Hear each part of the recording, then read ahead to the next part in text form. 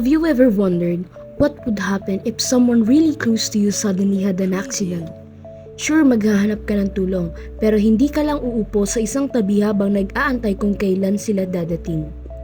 Emergency conditions can happen anywhere and we might never know when they are coming. At mas mabuti na may alam tayong first aid techniques. So today, we're going to give you some techniques na pwede nyong gamitin to save someone's life. There's a man that has been attacked by cardiac arrest, lying on the ground unconscious. We must know how to provide basic life support in case we are nearby when the unfortunate event happens. First, before you make an action, make sure that the victim is safe from the harm of its surroundings. Next, go to the side of the victim and put your hand on his shoulder. Shake gently and ask if they are okay. And if he did not respond, do the chin lift and head tilt to make the airways become clear. Then, look, listen, and feel whether the victim is breathing for 10 seconds. If he is not, have someone to call for ambulance or emergency services.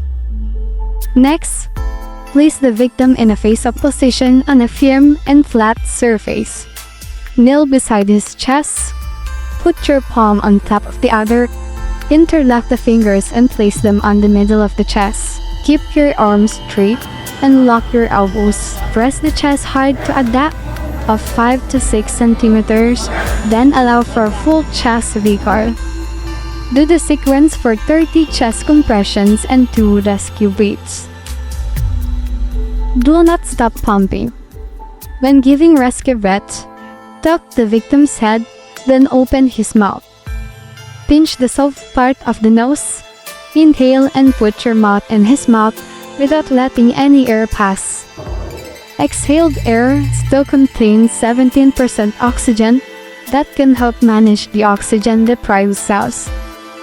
If the person starts breathing normally, even if still unresponsive, put him in the recovery position by lying on one side and put the other side's hand below his head. Then place the upper knee on the ground to prevent him from rolling over.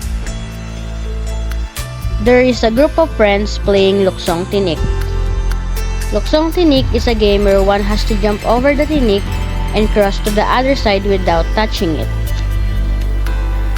A player must avoid hitting the piled hands and feet with any part of his body or clothing.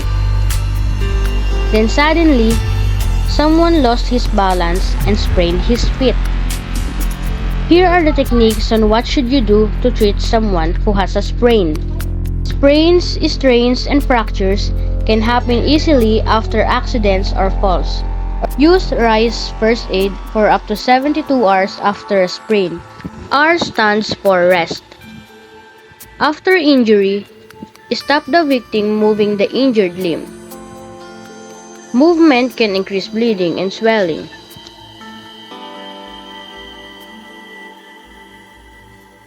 I stands for ice. Use an ice pack wrapped in light cloth to reduce pain and swelling around the injury.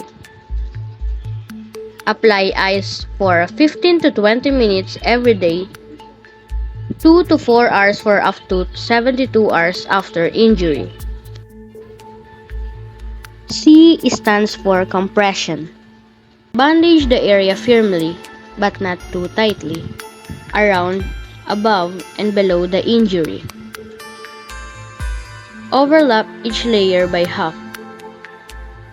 If you think it's a fracture, make sure the victim can't move the limb. E stands for elevation. Keep the injured area elevated. Keep legs above hips by putting the leg on a chair, pillow, or stool.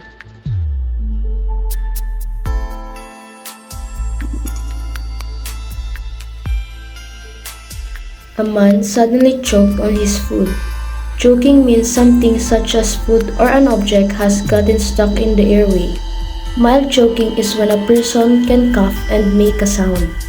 Severe choking is when the airway is completely blocked and do the choking signs such as holding their neck one or both hands. In this scenario, the person is having a severe choking. He is not able to breathe, cough, or speak. You will need to get the object out so that he can breathe. First thing you need to do is ask if the person is choking. If he nods, then let them know you are going to help them. Get behind the person and reach your arms under the arms of the person. Put one fist above the belly button, then give 5 abdominal thrusts. If the object is big, place your fist in the person's lower chest bone, then give chest thrust.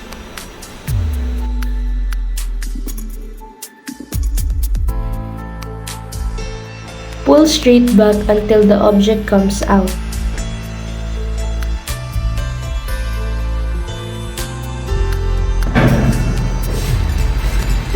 Nangyari sa'yo, Tol. Okay ka lang? Buka, Tol. Mukhang inaatakan siya ng stroke. Kailangan natin gawin yung pass method. Tol, may mga moment eh. Baba na yung isang mukha nyo. Arm. Tayo mo itaas ng kamay mo.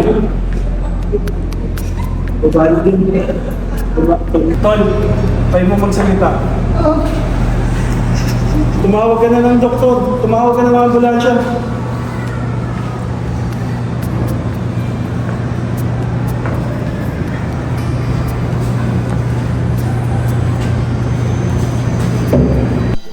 Learning basic life support, how to treat sprain, help someone choking, or figuring out if someone is having a stroke can make a difference.